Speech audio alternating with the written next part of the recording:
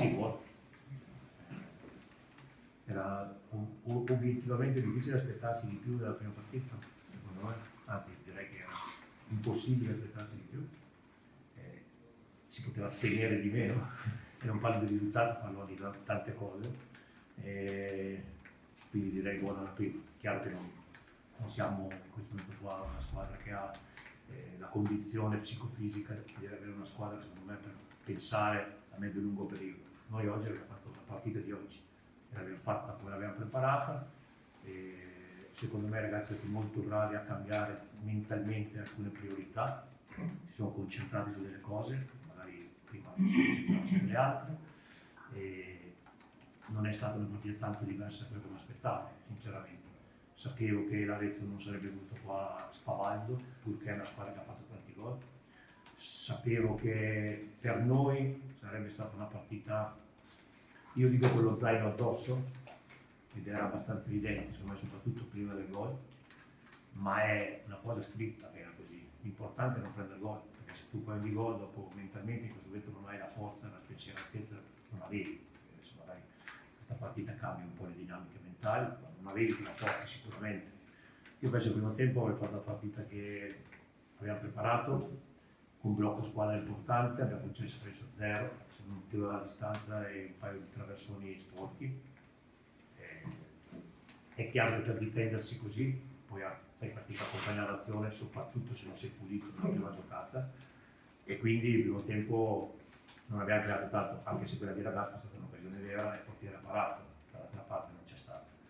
Fino al primo tempo ho cercato di chiaramente far capire ai ragazzi che era uno step e che bisognava fare qualcosina in più rispetto al primo tempo per cercare di andare a prendersi la partita. Abbiamo provato a rompere un po' di più la linea dei centrocampisti, andare a pressare anche con 2 giocatori nostri anziché solo con Bianchimano, è saltato fuori spesso Dossena, però poi abbiamo fatto voi subito, e io gli ho chiesto di continuare così perché avevo paura che ci abbassassimo troppo subito, invece secondo me questo non è successo, cioè non ci siamo abbassati solo negli ultimi 4 d'ora, 20 minuti, un po' perché loro si sono messi a verticalizzare ancora di più, hanno fatto un po' più di densità davanti, un po' perché obiettivamente alcune individualità nostre erano anche abbastanza stanche.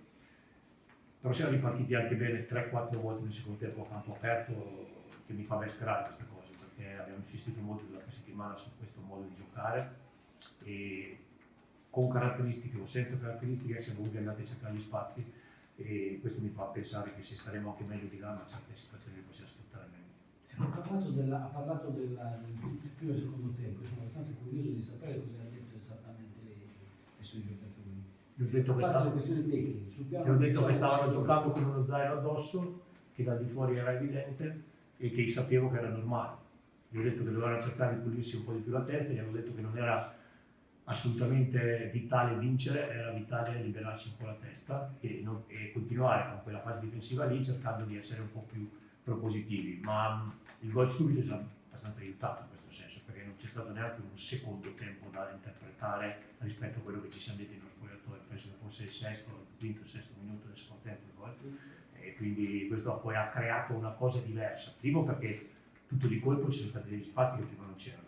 È vero che non siamo andati in porta, però è vero che abbiamo allungato la squadra, siamo andati là a prendercene con Bianco, con Bianchimano, cioè abbiamo fatto delle uscite che fino a quel momento non si potevano fare, perché noi, cioè io guardo il mio atteggiamento, che per me era un po' troppo basso rispetto a quello che piace a me nel primo tempo, però non è che l'Arezzo fosse alto, cioè l'Arezzo appena ripartivamo si schierava in metà campo, schermava tanto le giocate centrali, e quindi per forza che esce il primo tempo così, se tutte e due le squadre poi nessuno salta fuori l'avversario, è normale che ci si gioca un po' addosso, ma per quello che era il momento non mi è neanche dispiaciuta questa cosa. Come curiosità, la prima volta che mi ricordo io che Bianco viene schierato come, diciamo, attaccante. Bianco è un giocatore fortissimo. Quando ci ha pensato lei? Ma mercoledì.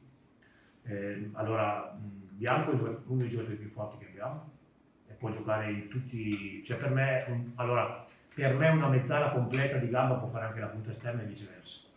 Okay? E quindi lui può fare esattamente tutte e due le cose, cioè può fare la mezzala di inserimento o la punta esterna di passo, perché poi comunque anche nel primo tempo ha dato una mano al punto di vista difensivo importante.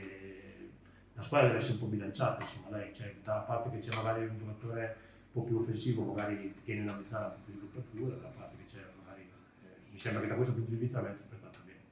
Quanto vale questa vittoria? 3 punti.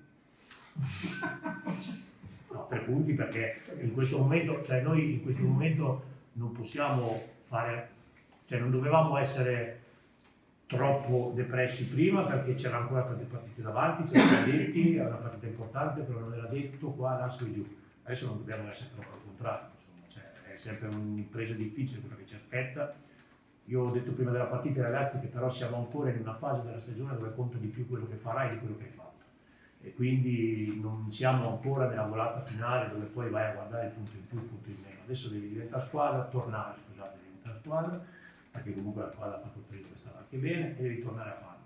E quando sei in quei momenti mentali qua, il calcio diventa passa in secondo piano. Devi riuscire a uscire dal campo così, come sei uscito oggi, e allora probabilmente il modo con il quale guardi il futuro è un po' diverso, perché poi noi possiamo raccontarci quello che vogliamo, però poi bisogna stare sempre nella testa dei ragazzi e tutti hanno giocato anche ad alto livello, ma pochi poi in realtà hanno vissuto strisce negative così grandi e poi ne sono usciti positivamente, quindi bisogna sempre fare dei pensieri nuovi. Mister, rispetto al passato abbiamo visto molte più verticalizzazioni. Cioè. Sì, poche per quello che vorrei io, nel senso che un paio di volte siamo tornati indietro in situazioni che si poteva andare avanti, però il mio calcio è questo, dopo è chiaro che è non questo che avete visto oggi, cioè nel senso che secondo me possiamo giocare molto di più e molto meglio, ma l'importante è che giochiamo guardando in avanti. Io ragazzi ho fatto tutta la settimana dicendo questa cosa e secondo me loro per quello che potevano oggi hanno cercato di fare. Poi è chiaro che le soluzioni oggi, soprattutto nel primo tempo, guardando in avanti, non erano facili da trovare e non erano neanche fluide, ma hanno fatto quasi più ben sperare il secondo tempo da questo punto di vista, anche se poi non siamo poi andati a pungere, ma siamo arrivati su delle palle verticali anche con giocatori diversi e ho visto giocatori dettare il passaggio in avanti in situazioni in cui per me è fondamentale. Soddisfatto? Sì, per quello per quello che si poteva aspettarsi barra temere, sì. Però adesso alzeriamo e cerchiamo di ripartire perché comunque di belle partite toste questo girone ne presenta parecchie, direi tu. Dobbiamo sempre aspettarci una conferma del 4-3-3, lei è molto legato a questo modo. Allora in questo momento non è questo che io sono legato al modulo, io potevo anche giocare con un altro modulo, semplicemente mi sembrava, come ho detto anche in conferenza ieri, che questa squadra potesse azzerare, nel senso non la vedevo una squadra che aveva una certezza di modulo sulla quale aggrapparsi e da portare avanti, quindi è il modulo che a me piace di più e quindi visto che si poteva azzerare l'ho fatto. Ecco, di sicuro bisogna dare un po' di continuità a questa squadra qua e quindi non deve continuare, cioè deve trovare anche dei riferimenti, non li puoi trovare in una settimana sola e quindi non credo proprio che adesso mi metterò a cambiare modulo in partita, insomma, ecco. Però poi ci sono tanti modi di interpretare il 4-3-3 e quindi poi a seconda della partita si può decidere di stare più alti, più bassi, giocare larghi, stretti con le punte, quindi, cioè, alla fine in realtà dentro il 4-3 c'è un mondo e oggi abbiamo scelto questa soluzione e poi li stanno facendo anche capendo un po' come evolvono le cose e le condizioni dei singoli, faremo delle valutazioni. Mister, un'altra curiosità per il modulo di gioco che ha in mente lei. Le maestranze, le forze in campo sono gli interpreti originali per quel modulo di gioco o bisogna trovare qualche altra soluzione? Ma adesso oggi mi trovo con la società, faremo un po' di valutazioni, però insomma io cerco di usare i giocatori tendenzialmente per le caratteristiche che hanno, poi è chiaro che adesso alcuni non li conosco neanche bene, quindi oggi ero anche un po' frenato a fare certi cambi durante il secondo tempo, perché da un lato serviva un po' di forza fresca e dall'altro bisogna anche capire quello che uno può dare e capirlo prima. Io non avevo storico, quindi magari ho un po' frenato alcuni cambi nel secondo tempo, perché comunque c'era la testa, anche se non c'era più la gamba in alcuni, ed era importante. Vediamo, ci troviamo, ne ragioniamo, secondo me la squadra comunque è assortita, ci sono caratteristiche anche diverse nei singoli. Poi, come ha detto il Presidente ieri, se si può migliorare, probabilmente in questi giorni si proverà a migliorare, però per questo giustamente c'è l'IS e c'è la società. De Sena è uscito per problemi fisici, erano solo crampi o Sì, crampi? aveva preso anche forse una Una volta, bella botta. era un po' smarrito. Sì. Però niente di... No. Ok. Ok, perfetto.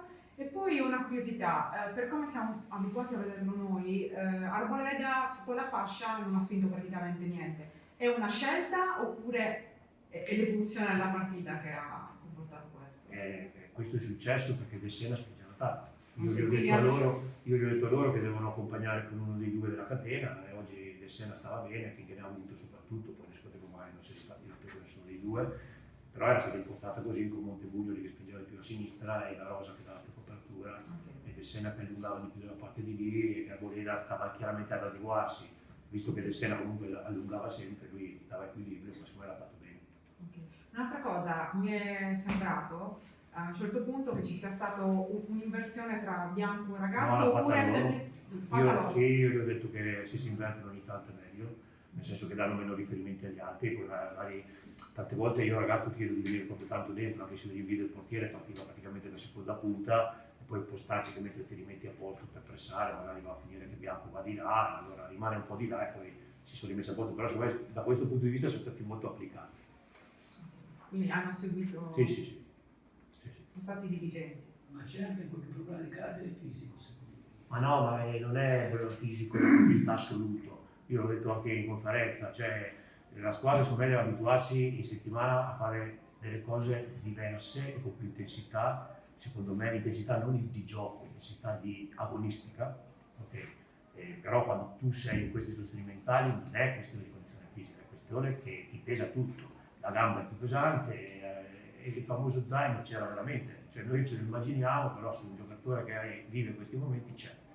Quindi io sono convinto che questa squadra qua, appena prende un po' più di consapevolezza durante la settimana di quelle che sono le priorità e appena gioca insieme un po' di più con dei riferimenti di questo tipo, secondo me migliorerà anche di gamba per quella che è la sensazione da fuori, perché comunque tante volte è proprio una sensazione di essere frenati e di far fatica.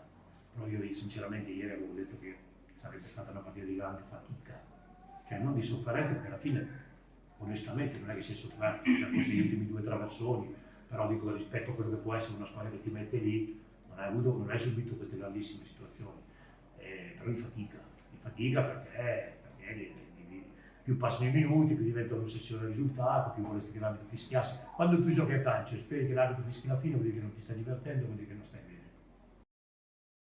Allora, Scotto, una brutta sconfitta, anche nelle proporzioni immaginabili, è una partita dove è andato tutto storto, diciamo, gol a prima occasione, 44esimo raddoppio, quindi siete andati sotto 2-0, nel vostro momento migliore, avete... Sì, no, hai detto tutto bene, è una partita dove c'è solo da chiedere scusa a chi si è sobbarcato chilometri per seguirci e sappiamo che non abbiamo fatto una prestazione all'altezza.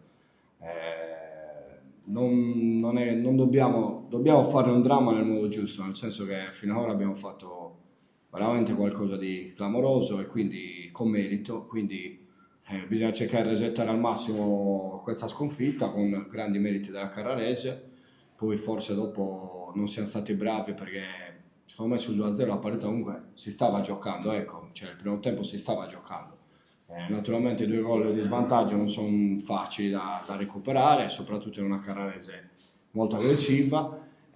Abbiamo provato a essere più offensivi al secondo tempo e abbiamo fatto l'errore di voler magari cercare l'arrembaggio e abbiamo preso dei marcati. Quindi, ripeto, ci faremo un esame di coscienza, chiediamo scusa a tutti, ma rimane il fatto che dobbiamo avere la consapevolezza che siamo una buona squadra.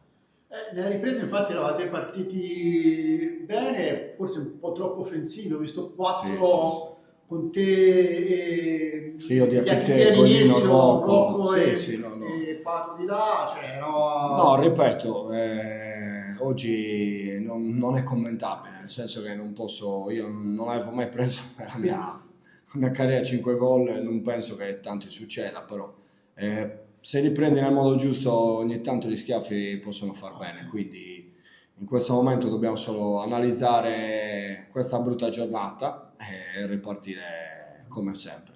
Diciamo, l'assenza di Schneider si è fatta sentire, ma non può da sola motivare una cosa del genere, anche perché poi è un attaccante, i gol sono stati anche presi. Sì, no, ma al di là di Fischer è un attaccante fortissimo, cioè noi abbiamo la fortuna di aver sempre sopperito a tutti i giocatori della rosa, ecco.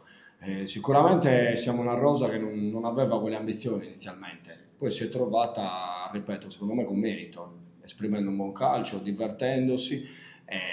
Oggi viene difficile venire qua a parlare con voi che ci avete mai vista l'andata e vedere una squadra così.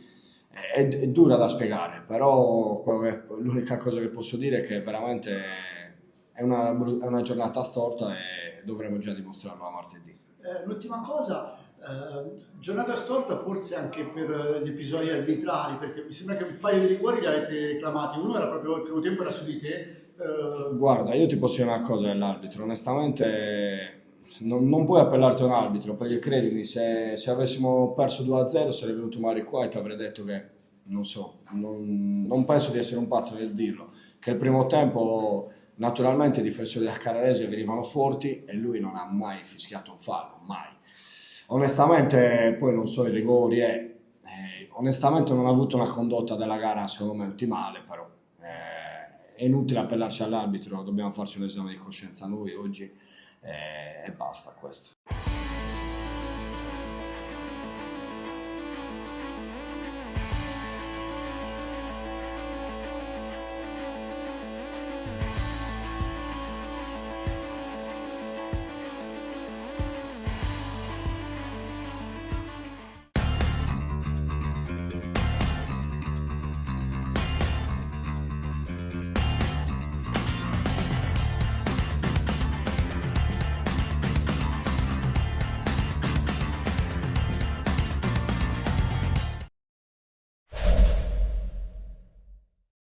Non è stata una settimana come le altre qui in Sardegna, nella terra diventata di rombo di tuono. La vita però segue il moto di quel pallone che Riva adorava calciare verso la porta. Va avanti e così va avanti anche il mondo del calcio, anche quello di Serie D. Bentrovati amici del Costa Orientale Sarda e appassionati del calcio di Serie D, siamo in diretta da Tertenia per raccontarvi la sfida tra COS e Gladiator, valida per il 21esimo turno del girone G di Serie D.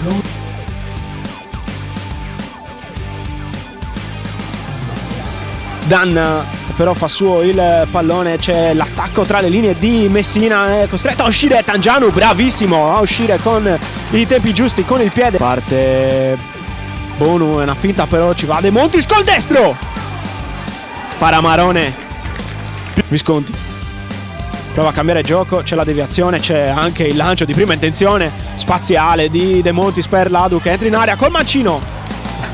Palla fuori, va verso il fondo, costretto a tornare indietro, Scarafoni, palla in mezzo per Laconi che la mette giù, quello scarico di Ladu per De Montis che controlla, poi col destro! Para Marone che si distende, Visconti col destro, pallone sul primo palo che passa lì, e poi Tangianu, e c'è anche De Montis, finora tutto solo in area di rigore, palla sul primo palo e gol! È il gol olimpico di Marco Piredda! 1-0 Costa Orientale Sarda, colto di sorpresa Francesco Marone, 1-0 a Tertenia, gran gol di Marco Piredda. Sfida Finizio in velocità, ora controlla, lo punta, mette il pallone in mezzo, il colpo di testa, ma c'è anche il fischio, il duplice fischio per Ganzerli. La pressione di Mancini, c'è il contatto forte, non c'è però il fischio, ora Messina controlla con il mancino, il tiro e c'è il pari di Antonio Messina.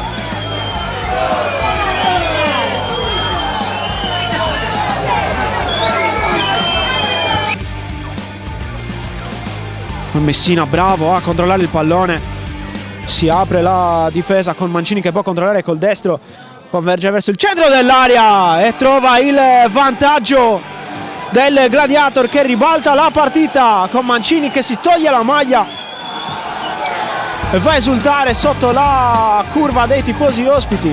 E va ora da Piredda, si sposta il pallone sul destro, il numero 5 trova De Montis che può caricare il destro, lo lascia partire, Gemito in corner. Insomma, errore però. Allora può ripartire il Gladiator con Danna a tutta velocità che si sposta il pallone sul destro, va al tiro. Il contatto tra Danna e Satta, poi Visconti subito a ad aggredire, c'è un accenno di rissa con anche Aloia che va lì, poi Gemito che interviene un po' troppo forte e prende al collo un giocatore del Cosno che è Rosso. Si prende il rosso Mirko Gemito, porta via l'uomo Ganzerli, mette dentro, lui si gira, Nurki che prova col destro, intervento rischioso, cambio gioco di Pired, ancora cercato per l'ennesima volta lui che mette giù, può puntare Stagliano, rientra sul destro lui, lo lascia partire, poi la traiettoria diventa beffarda, batte De Monti, spalla in mezzo, il colpo di testa, palla che finisce di poco fuori. De Montis apre la falcata, palla tesa per Aloia, poi spunta il miracolo di Liccardi. Che occasione per il Costa Orientale Sarda, miracoloso Liccardi in porta. 97esimo o poco meno, palla che spiove in mezzo, Aloia di testa. C'è il fischio dell'arbitro, finisce 2-1 in favore del Gladiator, tutti ad abbracciare Liccardi, miracoloso nel finale.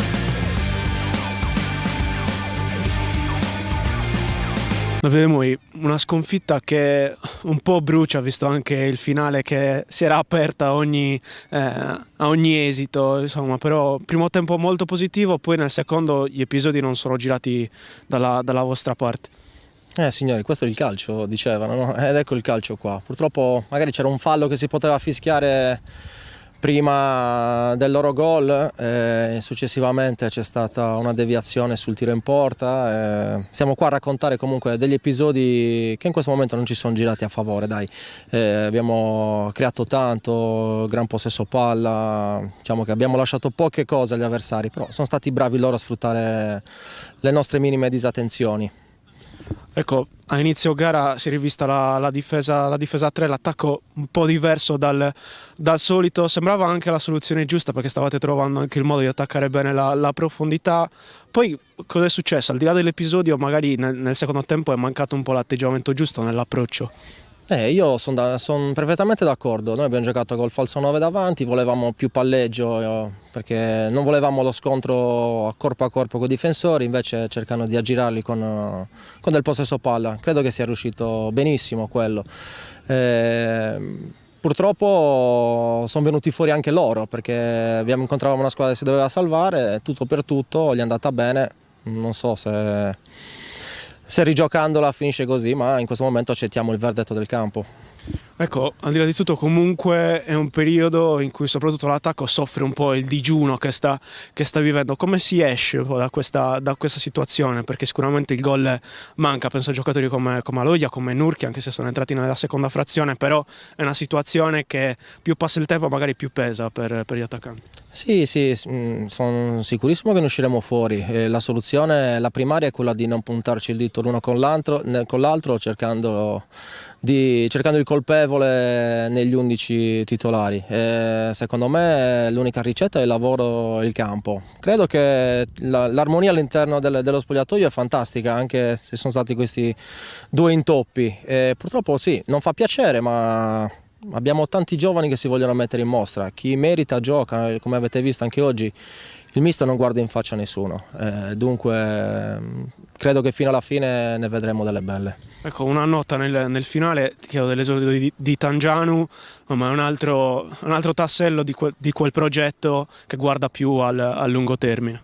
Ma sicuramente, come dici tu, il progetto è importante, è basato sui giovani. Senza giovani non si va avanti in tutti gli ambiti. Nel calcio peggio ancora in questo momento. Tangianu ha fatto un'ottima partita, ha comandato, ha giocato benissimo coi piedi. È stato sfortunato perché 2 gol sono su deviazione, ma va bene così. Sbagliano i grandi, pensate lui che all'esordio del 2007. È un ragazzo promettentissimo, rappresentativa sarda di Serie D, dunque signori, non era assolutamente un rischio, abbiamo buttato dentro un portiere pronto e l'ha dimostrato anche oggi.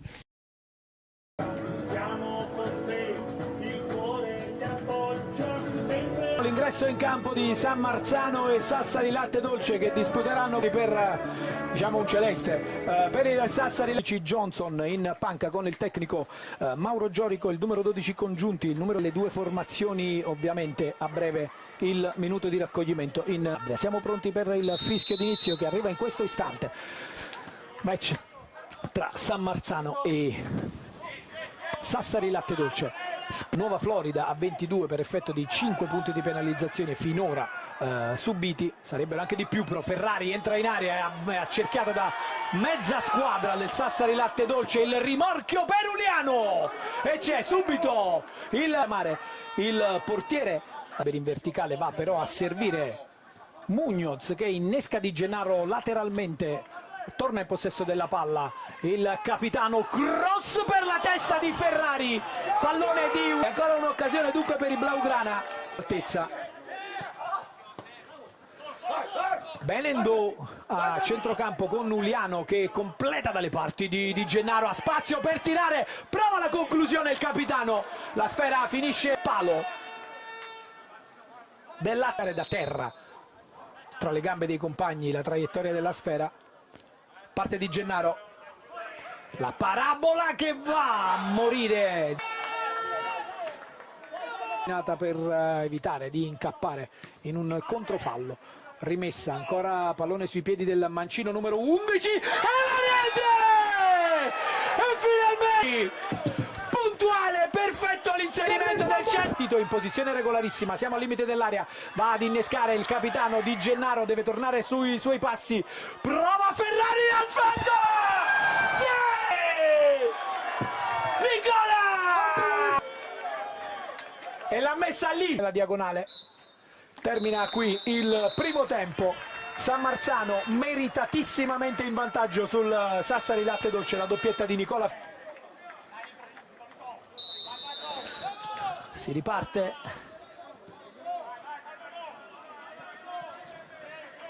Qua inizialmente palla il San Marzano, poi prosegue l'azione offensiva del Latte Dolce. Prova la conclusione il numero 6 Piga, la leggera deviazione stavolta non spiazza.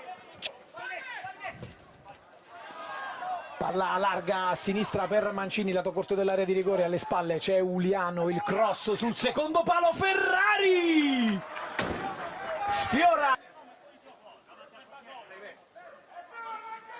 Parte di Gennaro a scavalcare la barriera e l'ennesima traversa, il pallone! No, segnalato il fuorigioco. Avversaria, norma del vantaggio anche in questo caso sull'intervento di Indò. Caio, limite dell'area, Rossi davanti a sé, si allunga. Celersi in calcio d'angolo, rapidissima ripartenza. Le gambe per poter servire il pallone a Nicola Ferrari.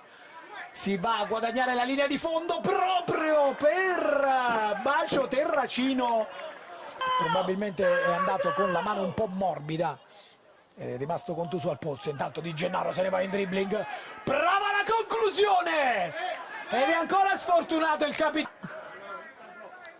La mediana con anche il vizio del gol, Camarà limite dell'area, prova ad andarsene in dribbling, poi entrare dopo una lunghissima assenza, cross, primo palo, Camarà prolunga e il pallone esce di un soffio. Sul colpo di ingannato dal movimento di Piga, verticale, Chiariello di tacco, va ad anticipare Scognamillo, poi verticalizzazione per Caio, grande parata di... potrebbe far partire il contropiede Allegretti di tacco, non serve più perché l'arbitro decreta la fine del match, interrompe dunque il portiere. Ventesimo del secondo tempo con le immagini di Felice Carifi ad immortalare l'abbraccio a centrocampo tra tutti i tesserati blaugrana.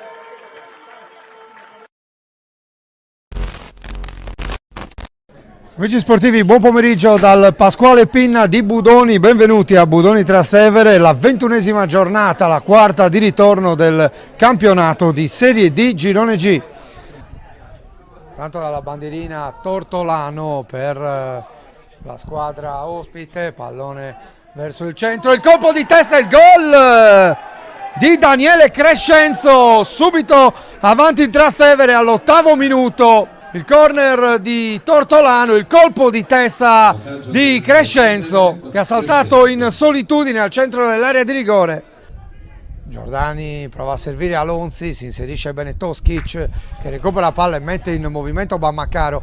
Da Bammacaro a Idoiaga, c'è spazio per il numero 10 che fa correre Bammacaro, limite dell'area di rigore. Bammacaro dentro per Imo, stoppa il pallone Imo, da ottima posizione, spara alto sopra la traversa. Grande occasione questa per Jeffrey Imo.